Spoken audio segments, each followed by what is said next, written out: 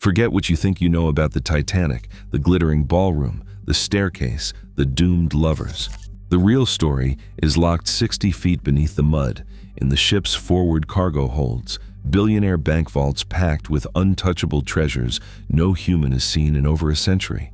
Sealed by ice-cold water and pressure that crushes steel, these were the ultimate safe deposit boxes for the richest people on Earth. These holds contained cars worth millions, gem-studded manuscripts, exotic cargo, and whispers of gold guarded tighter than any bank. Most of what survived the wreck is romantic myth. Here, it is a classified inventory. Only now, thanks to cutting-edge submersibles and digital scans, is the ocean finally giving up its secrets. What has been found down there rewrites everything you thought you knew. So what really waits inside Titanic's darkest, most forbidden vaults? Let's break in. Forget velvet ropes and glass cases. This is a billionaire's underwater bank vault, and the lock hasn't budged in over a century. The Titanic's forward cargo holds aren't just another part of the wreck. They're the most intact, least disturbed chambers on the entire ship. While the world obsessed over grand staircases and dinner plates, the real action was buried 60 feet down, sealed tight by a slab of steel and a mountain of North Atlantic mud. Old sonar sweeps from the 1980s gave us little more than a blurry outline, a ghost of a rectangle lost in static. Now the story has changed. In 2022, a private expedition released an 8K video clip so sharp you can count every rivet on the upside-down hatch. Manufacturer stamps, Noah Hingley and Sons Limited, still bite through the rust. The hatch itself, flipped by the sinking, lies like a lid on a tomb, its imprint pressed into the seabed. Even the faint outline of a cargo deck nameplate is still visible, untouched by scavengers or current. But the real breakthrough isn't just a close-up. It's the digital twin, the Magellan scan, stitched together from over 700,000 images, mapping every inch of the bow in 3 dimensions. This isn't a guess or a painting. It's a full-access, centimeter-perfect fly-through of the vault itself. You can trace the steel ribs, follow the combing, see where the mud creeps up the walls. NOAA's photogrammetry models let you rotate, zoom, and measure the space as if you're floating inside. Every detail is locked in.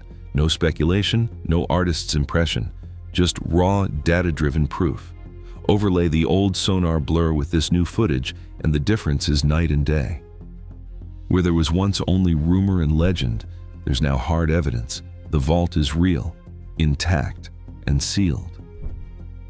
For the first time, every claim about what's inside, cars, gold, jewels, can be measured against what the cameras and lasers confirm. On screen, a bold green observed stamp flashes beside the hold. This is fact, not fantasy. The ultimate safe deposit box, untouched and undefeated, waiting for its secrets to be graded, claim by claim. Forget the pearls and pocket watches. One item in the Titanic's manifest stands out like a neon sign, a 1912 Renault Type CB, consigned by William Ernest Carter, a coal baron who treated the Atlantic like his private driveway. The paperwork does not stutter. There it is. The manifest reads One Case Auto, W.E. Carter, $5,000 in 1912, enough to buy a mansion, or in Carter's case, a rolling symbol of new money swagger. After the sinking, Carter filed an insurance claim for the full amount with Lloyd's of London. Adjusted for inflation, you are looking at a multi-million-dollar ghost car, supposedly locked in the world's deepest garage. But here is where the story punches through the surface. Every salvage diver and deep-sea geek has chased the legend of the Titanic's lost car, but there has never been a single authenticated ROV frame showing a chassis or a rusted hulk. The Magellan scan and NOAA photogrammetry models map the hold down to the centimeter, but the only car you will see online is a digital simulation generated by artificial intelligence, labeled as speculative, not observed. The real deal is still missing in action, buried under a mountain of silt and steel. Automotive historians do not hedge their bets. They will tell you if any chunk of that Renault survived the impact in the century-long acid bath, it would be the engine block, cast iron and built like a bank vault. Maybe some brass fittings, a radiator shell, twisted but still recognizable. But the odds are brutal. Most experts say the car was either pulverized on impact or entombed so deep in the mud that it is now part of the seabed itself. No one has seen the real thing. No one has touched it. All that is left is the paper trail, the insurance payout, and a silhouette-shaped hole in the vault. One historian puts it straight. If you could pull that car out in one piece, it would be the world's most expensive barn find. But here's the catch. Retrieving it would mean cracking open the Titanic's armored safe deposit box, a job that is both a billionaire's fantasy and a legal minefield. For now, the Renault is Schrodinger's treasure, priceless, missing, and just maybe still waiting in the dark. On every list of Titanic's lost riches, one name flashes like a warning light: the jeweled Rubaiyat of Omar Khayyam. Not a dusty poetry book. This was a miniature fortress, armored in gold and dripping with over 1,000 rubies, emeralds, and sapphires. The legends say it was hand-bound in London, commissioned by a Persian collector with pockets deeper than the Atlantic. Some called it the most valuable book ever shipped across the ocean. But here is the kicker. No one has ever laid eyes on it since 1912. Not a single remotely operated vehicle frame, not a sliver of leather or a glint of gemstone, just a phantom line in the manifest and a trail of rumors that refuses to die. Archival researcher Dr. Lena Farrow has spent years hunting the paper trail. She has pored over shipping ledgers, insurance claims, and even the private correspondence of White Star Line executives.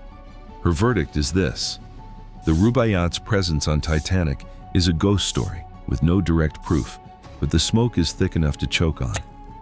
The best estimate places the gem count north of 1,000, each stone set by hand.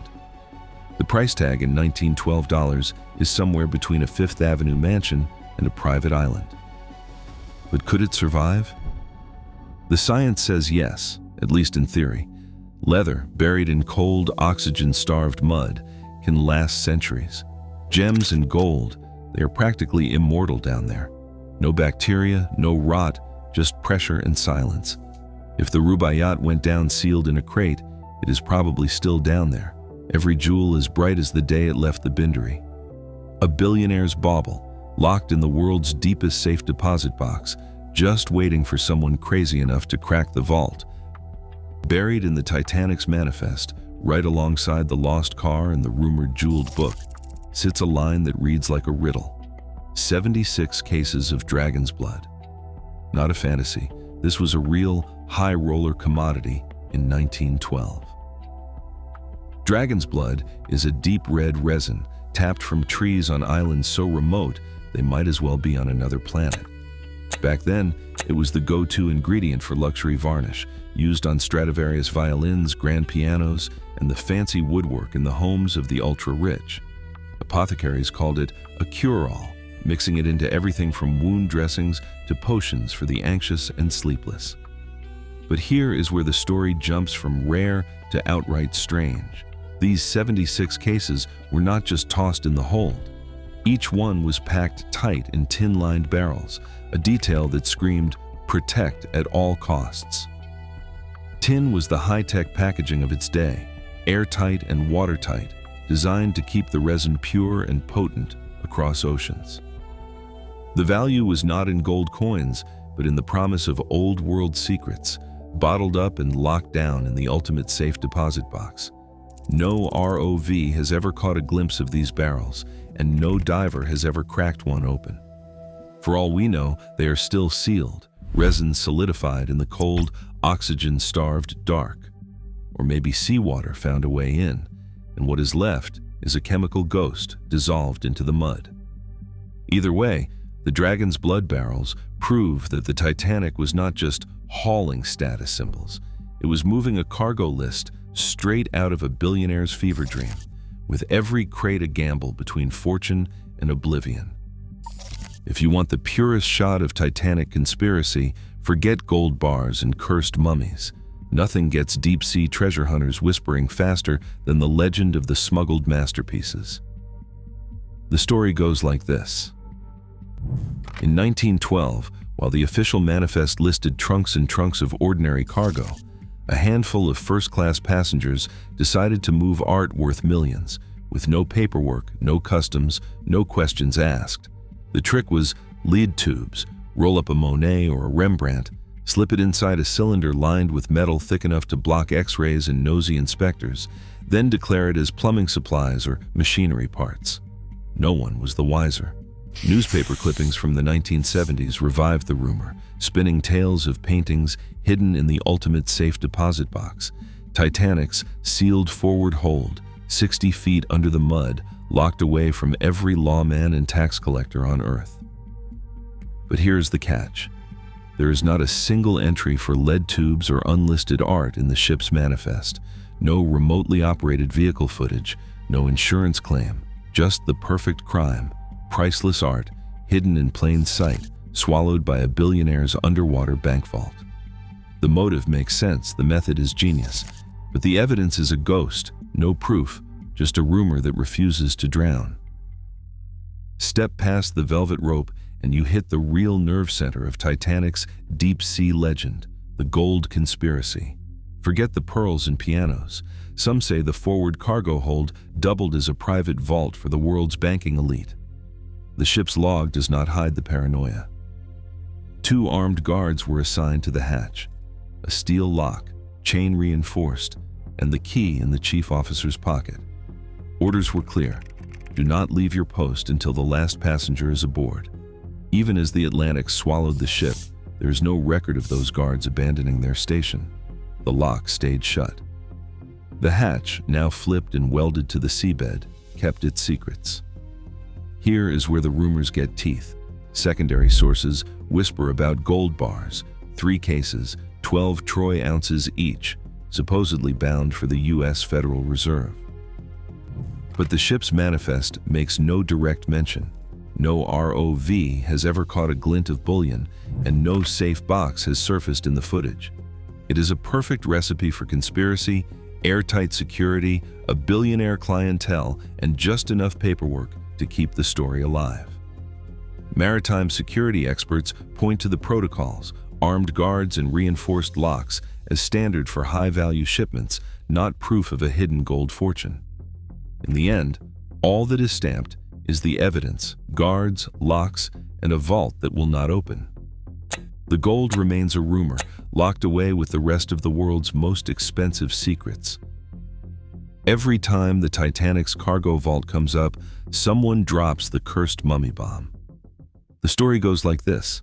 A priceless Egyptian sarcophagus, hidden in the hold, supposedly doomed the ship with ancient bad luck.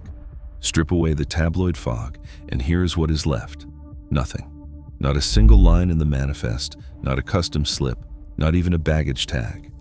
The mummy myth kicked off in 1912, cooked up by British newspapers desperate for a headline.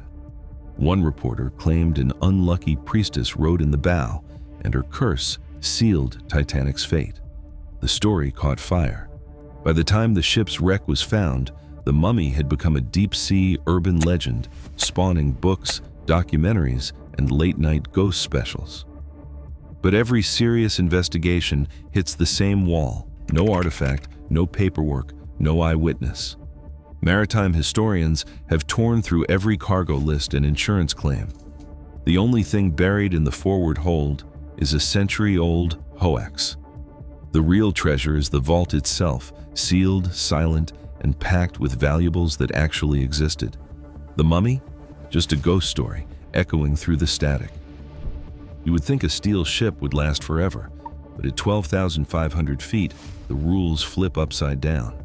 Steel ribs and iron beams, supposedly the backbone of this billionaire's underwater bank vault, are now lacework, eaten alive by iron-eating bacteria and turned into rusticles that drip like candle wax.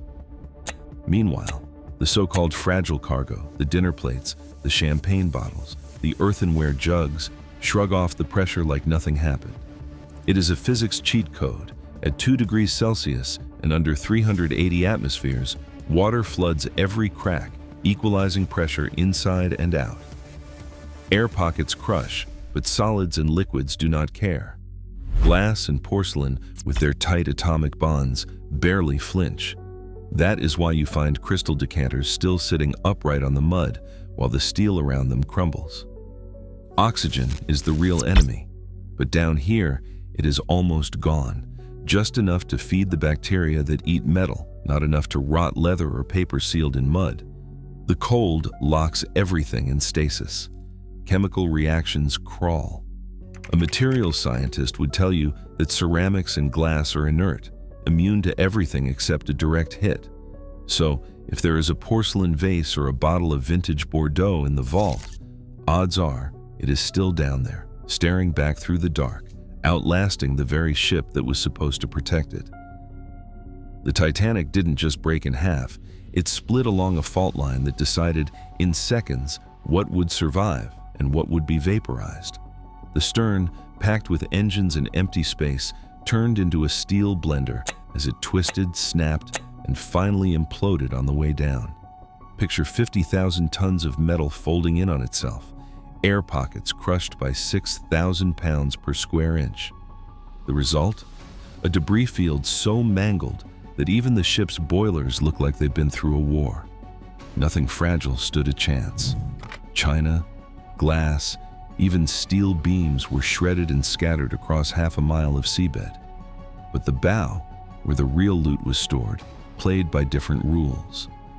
As the ship snapped, the forward hold stayed sealed, the hatch still locked, the structure wrapped tight under its own armor.